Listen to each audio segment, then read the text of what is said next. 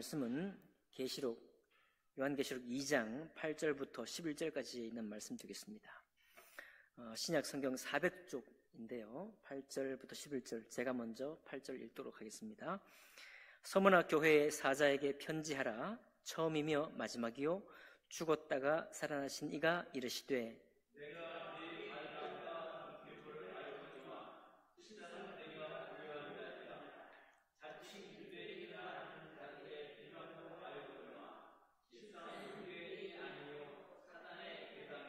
너는 장차받을 고난을 두려워하지 말라. 볼지어다 마귀가 장차 너희 가운데에서 몇 사람을 옥에 던져 시험을 받게 하리니 너희가 10일 동안 환난을 받으리라. 내가 죽도록 충성하라. 그리하면 내가 생명의 관을 내게 주리라.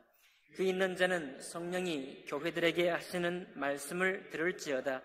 이기는 자는 둘째 사망의 해를 받지 아니하리라. 아멘. 말씀과 예배를 위해 기도하겠습니다.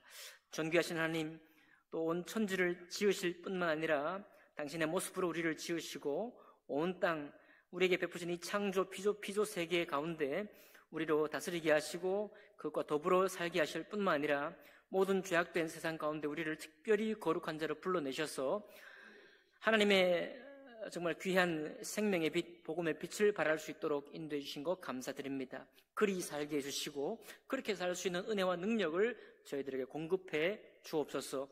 이 예배 시간도 주의 성령께서 역사하시는 한 시간 되기를 주님께 의탁하며 또 감사를 드리면서 우리 주 예수 그리스도 이름으로 기도하옵나이다. 아멘.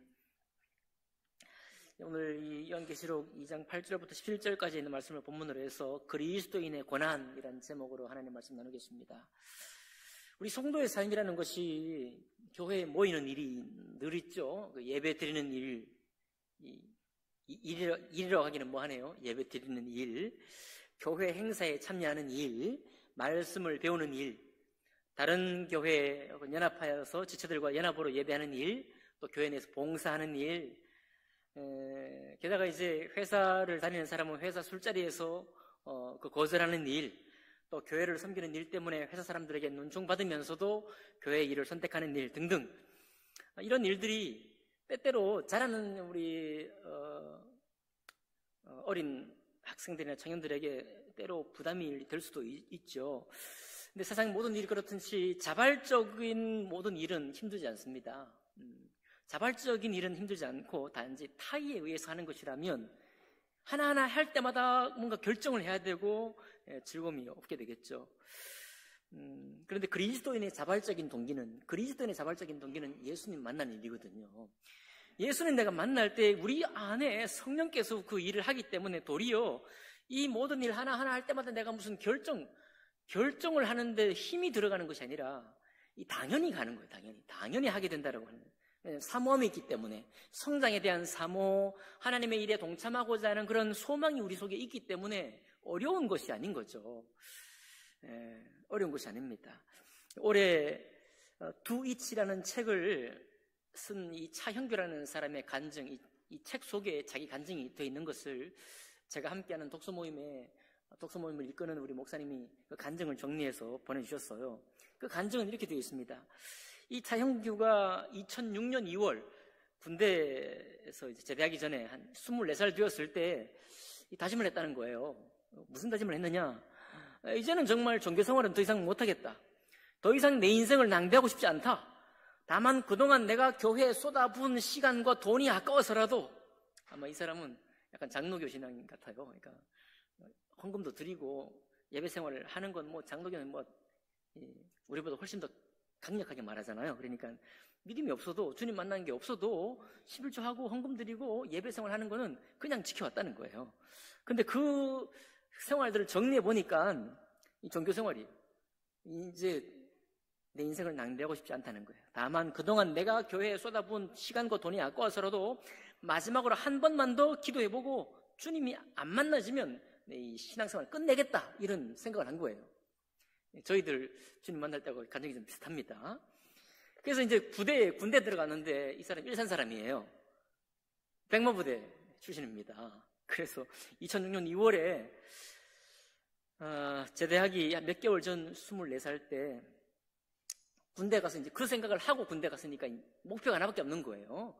요즘은 군대에서도 이제 사회 나갈 준비를 시키기 때문에 뭐 배울 수 있습니다. 신청하면 오히려 지원금도 주고 하기 때문에 뭐 영어를 배울 수도 있고 할 수 있는데, 많은 동료들이 영어 단어 외운다고 뭐 이것저것 사기도 하고 하지만 이 사람은 완전히 이 일에 꽂혀가지고 다 필요 없어. 다 필요 없고 딱 이거 하나만 해결해야 되겠다. 하나님이 정말 계시다면 내가 한번 만나봐야 되겠다. 이게 오직 마음에 박힌 일념이에요. 일념. 그래서 한 1년 3개월 동안 기도하는 마음으로 이게 살고 기도 열심히 했다고 해요. 그래서 군복 바지에 건빵 주머니에다가 주님 만난 사람들의 간증책을 집어넣고 다니고, 또 수시로 그 책을 읽어서 꺼내기도 하고 말씀을 읽고 기도하는 일을 했다고 합니다. 군대에서는 뭐 반복적인 생활을 하니까 뭐 방해하는 사람들이 아무도 없죠. 그리고 또 군인들은 뭐 군대 생활하면서 목표가 뭐겠습니까? 보통 제대 빨리 하는 거. 또 중간에 목표는 휴가 나가는 거예요. 휴가. 그런데 휴가를 줘도 이 사람은 집에도 안 갔대요. 왜 안 갔냐? 목표가 뭐예요?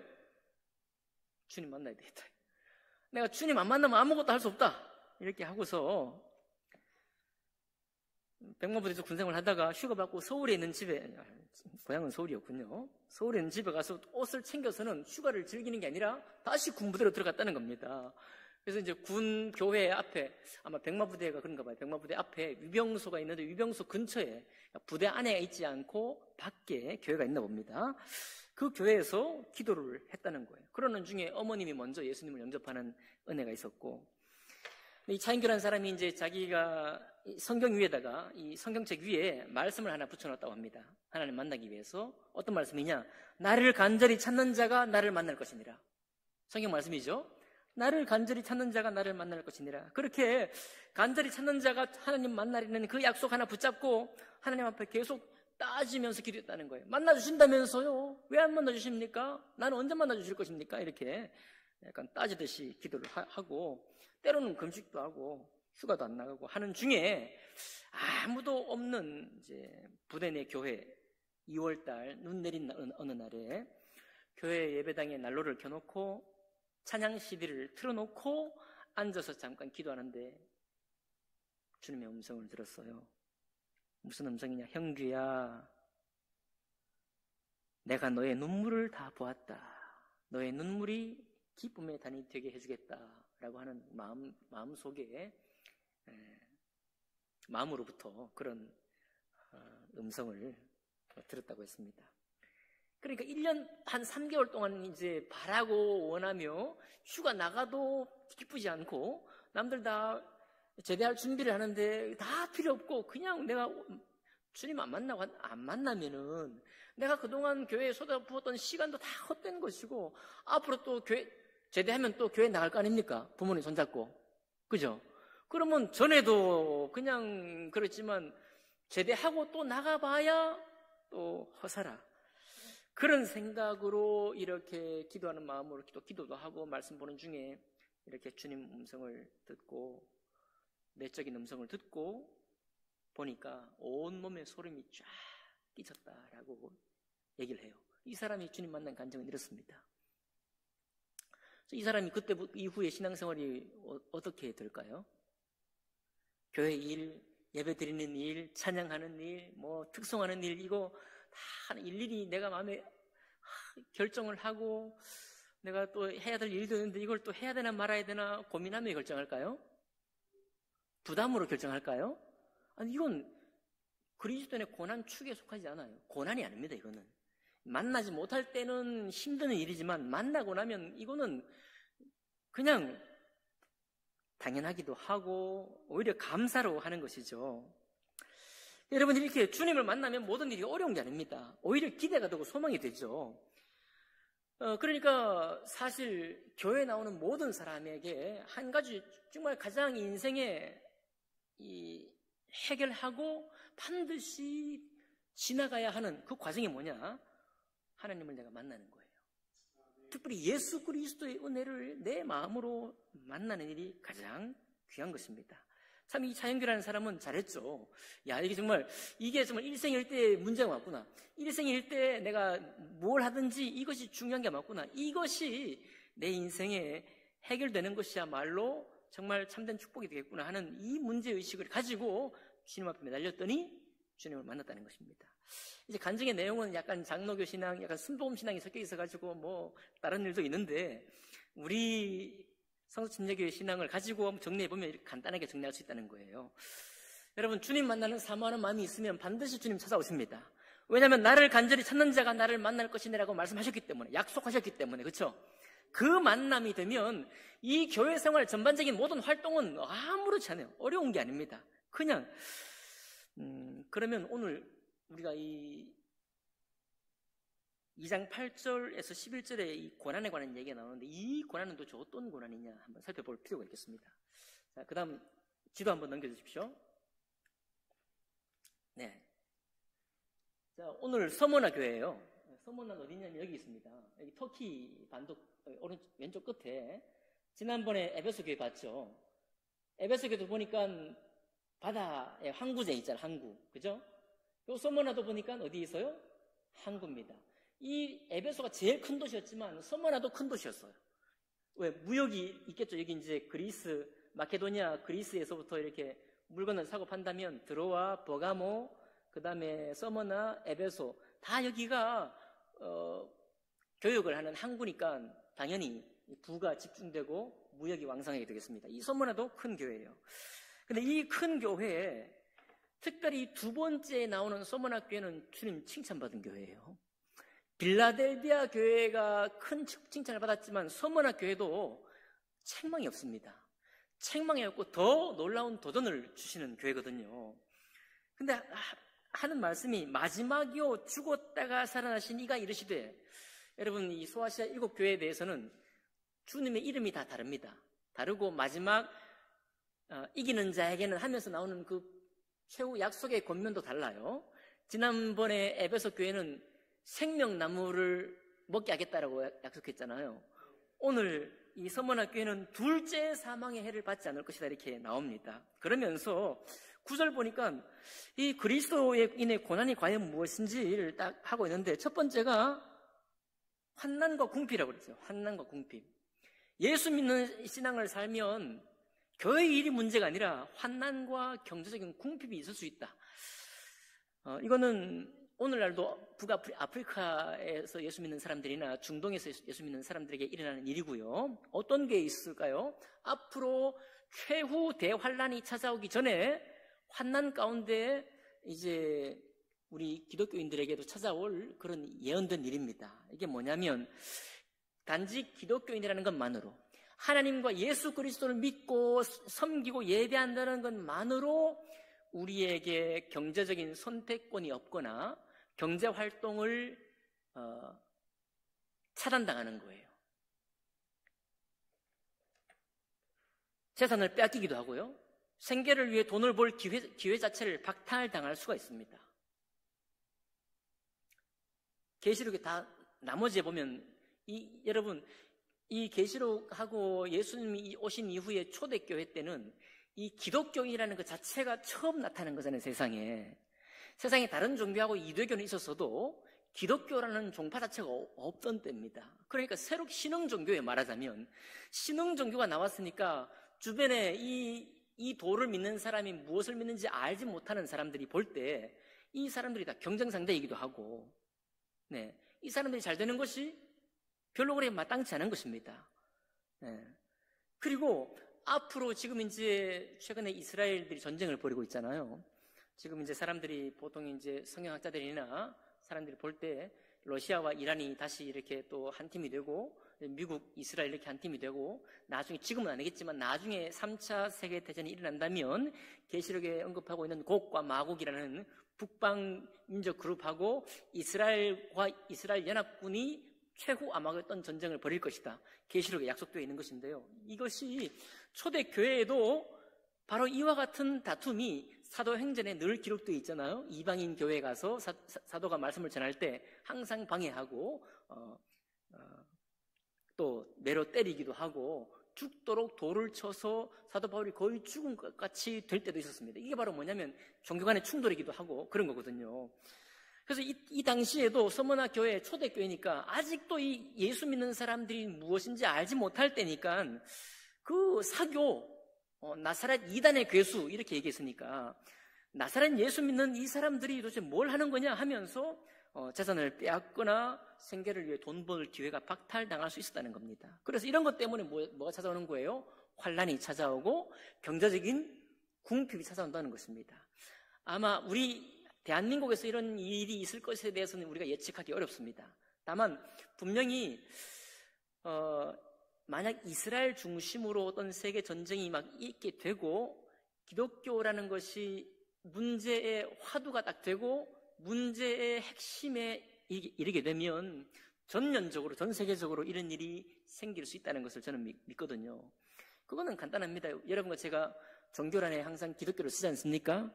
모든 단체 활동을 하거나 뭐 약관을 쓰거나 아니면 뭐 행정 서류할 때 거기에 앞으로는 여러분 카드가 아니라 이제 칩을 이제 달릴 수도 있고 카드나 이런 데에서부터 우리의 신상 정보가 다 노출되어 있지 않습니까? 그러면 어떤 곳에는 기독교인은 출입 금지예요. 말하자면 코셔 할랄 음식 같은 경우에는 알라를 믿는 이슬람교 사람들이 지키는 거잖아요. 그죠? 그런 것처럼 기독교인이라는 표를 가지고 있으면 사고 팔 수 있는 거기서 명단에서 제외시킬 수 있습니다. 그런 날이 온다는 거예요. 이 초대교회는 그런 날이 온다는 게 아니라 실제로 서머나 교회, 초대교회에 이런 일이 있다는 겁니다. 환난과 경제적인 궁핍이 있다. 고난 맞죠? 이게 교회에서 지금 모이고 찬양하고 이런 게 고난이 아니에요. 실제적으로 외부로부터 사단으로부터 또 교회를 반대하는 사람들로부터 실제적으로 지금 이런 일을 당하고 있다는 겁니다. 그러니까 확실히 이게 고난이 맞죠. 자, 서머나 교회를 통해서 주님이 권면하시는 것은 이런 고난을 말하고 있는 거예요. 고난답습니까? 예수 믿는다는 것 때문에 이런 경제적인 궁핍과 환난을 받는다고 한다면 그건 고난이 맞겠죠? 이것이 바로 원래 그리스도인들이 싸울 그런 고난인 것입니다. 두 번째 고난이 뭐냐면 비방의 고난이 있어요. 9절 하반절에 보니까요. 자칭 유대인이라 하는 자들의 비방도 알거니와 실상은 유대인이 아니요 사탄의 회당이다. 자, 여러분, 기독교인은 유대교로부터 나왔잖아요. 곧 유대인인 예수 그리스도로부터 그리스도를 믿는 신앙이 나왔습니다. 그런데 이 당시에는 터키나 이스라엘이나 누가 지금 지배하고 있는가 하면 로마 제국, 로마 황제가 지배하고 있죠. 로마 황제가 지배하고 있으니까 로마인들 외에는 전부 다 이방 민족입니다. 이방 민족이 모여서 소란을 하는 소란스러운 일을 만들면은 항상 로마 제국의 군대가 가서 진압을 하는 거예요. 그러면 다른 어떤 이유 때문에 소동을 일으키거나 모임이 있다는 사실은 로마 제국에는 별로 좋은 일이 아닙니다. 그래서 유대인들이 항상 모이니까 어떤 그 관심의 대상에 속해 있는데 지금 초대 기독교니까 기독교인들은 왕성하게 모이고 사도행전에 보면 뭐라고 하고 있습니까? 기독교인들을 보고 천하에서 소동을 일으키는 무리라고 하고 있잖아요. 그러니까 사람들이 볼 때는 유대교의 한 종파예요. 당시에 로마 제국이나 그때 사람들이 볼 때는 유대의 한 종파가 일어나서 막 세상에 소동을 일으키고 복음을 가지고 막 이렇게 서로 모이고 하니까 유대교인들이 볼 때 불편한 거예요. 왜요? 기독교인들 때문에 우리가 불편한 거예요. 기독교인들 때문에 유대교인들이 오히려 정치적으로 핍박을 받을 수 있잖아요. 그러니까 여기 뭐라고 하느냐, 자칭 유대인이라는 자들, 실제로 유대인인데 이 사람이 참된 유대인이 아니라 사탄의 회당이다. 곧 자기들의 이익을 위해서, 진리를 위해서가 아니라 자기들이 보호받기 위해서 기독교인들을 비방하는 겁니다. 이런 일이 초대교회에 있었다는 거예요. 그래서 여러분, 사도 바울이 사도행전에서 말씀을 전할 때 유대인들이 쫓아다니면서 방해했잖아요. 예?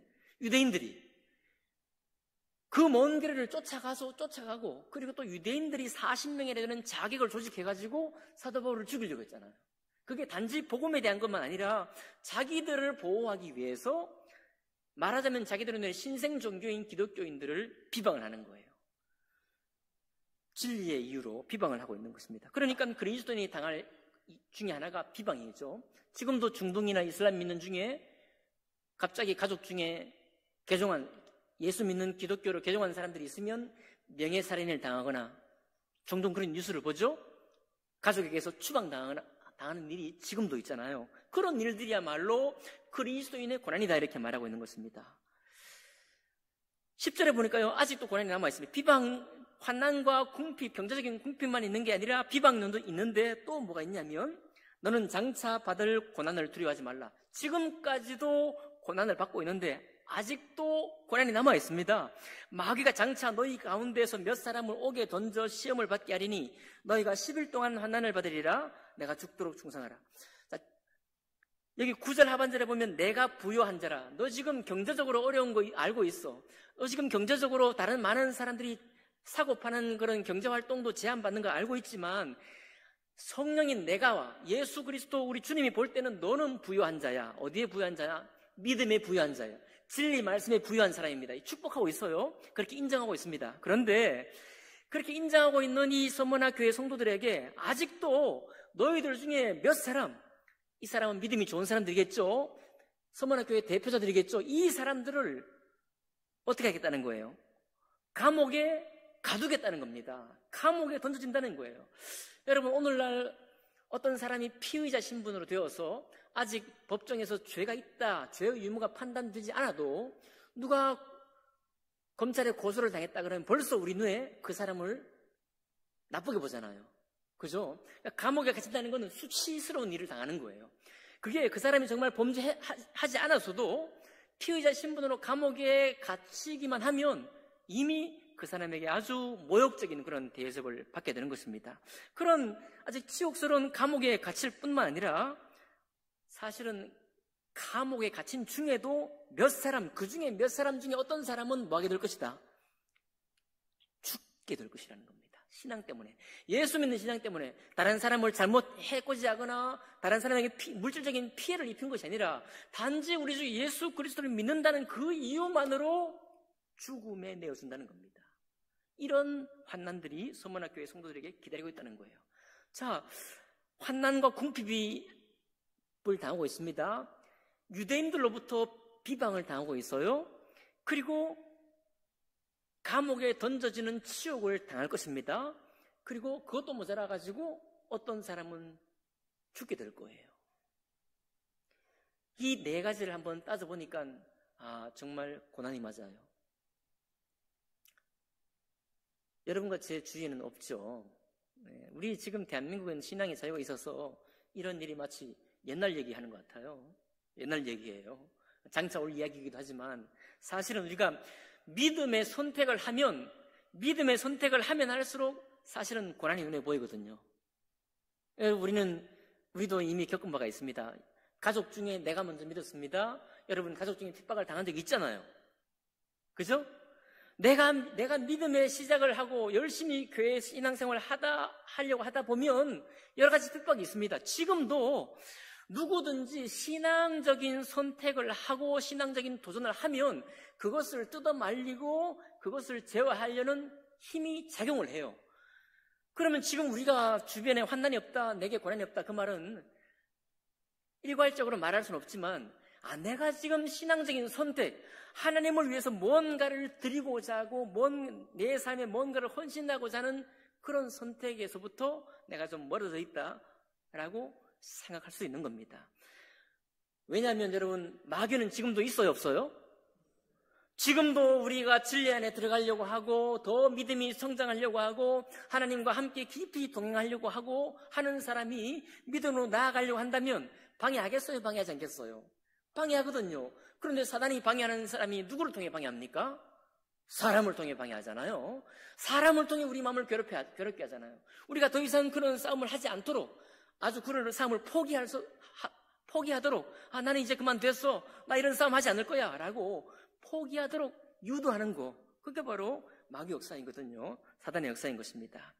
그런데 그런 이 서머나 교회에게 우리 주님께서 내가 부유한 사람이다, 너는 믿음이 부유한 사람이라 내가 인정해. 그러니 너의 믿음의 부유함을 내가 알고 있는데 특별히 너에게 더 권면하고 격려하는 것은 내가 혹시 그런 믿음의 삶을 살다가 정말 원하지 않는 죽음에 내어준다고 할지라도 내가 뭐하라? 죽도록 뭐하라? 충성하라라고 도리어 주님이 권면하는 겁니다. 야, 이거 어떻게 감당하죠? 주님은 이렇게 권면하는 거예요. 더 죽도록 충성하라. 아니, 거꾸로 말하면 충성하다가 죽음에 내어진다고 할지언정 하나님을 향해 신실하라라고 우리 주님이 그렇게 권면하는 것입니다. 그렇게 권면하시면서 하는 이야기, 첫 번째 8절의 시작이 마지막이요 죽었다가 살아나신 이로 말씀하시잖아요. 뭘 말하는 거예요? 죽음을 예언하는 것입니다. 또 내가 죽도록 충성하라. 그리하면 내가 생명의 관을 내게 주리라. 생명의 관을 또 말하고 있어요. 어떻게 된다는 얘기입니까? 내가 이 땅에 죽을 수도 있는데 죽게 되더라도 너에게 생명의 면류관을 주겠다는 하나님의 약속이잖아요. 11절에 보면 뭐라고 합니까? 다시 말해요. 이기는 자는 둘째 사망의 해를 받지 아니하리라. 이 말은 뭐죠? 첫째 사망에는 들어가는 거예요. 그죠? 지금 한난과 궁핍 중에 감옥에 던져져 가지고 이제 어떤 사람은 감옥에 형을 살다가 나오지만 어떤 사람은 거기서 심판받아 죽는 거예요. 죽지만 첫째 사망은 받을 수 있지만 그러나 바로 너는 둘째 사망은 받지 않을 것이다. 부활과 영생의 삶으로 네가 들어갈 것이라고 하는 주님의 약속입니다. 3번을 약속하고 있는 거예요. 죽었다, 마지막이요 죽었다가 살아나신 이라는 이 이름으로 예수님이 권면하시고 생명의 면류관을 주겠다는 이 말씀으로 또 권면하시고 둘째 사망의 해를 받지 않을 것이라는 이 말씀으로 더욱더 이 서문학교의 성도들을 강권하고 있는 것입니다.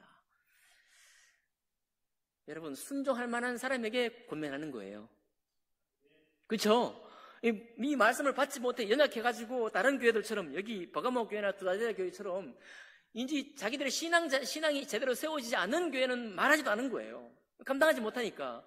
그런데 서문학 교회는 칭찬받은 교회라고 했잖아요.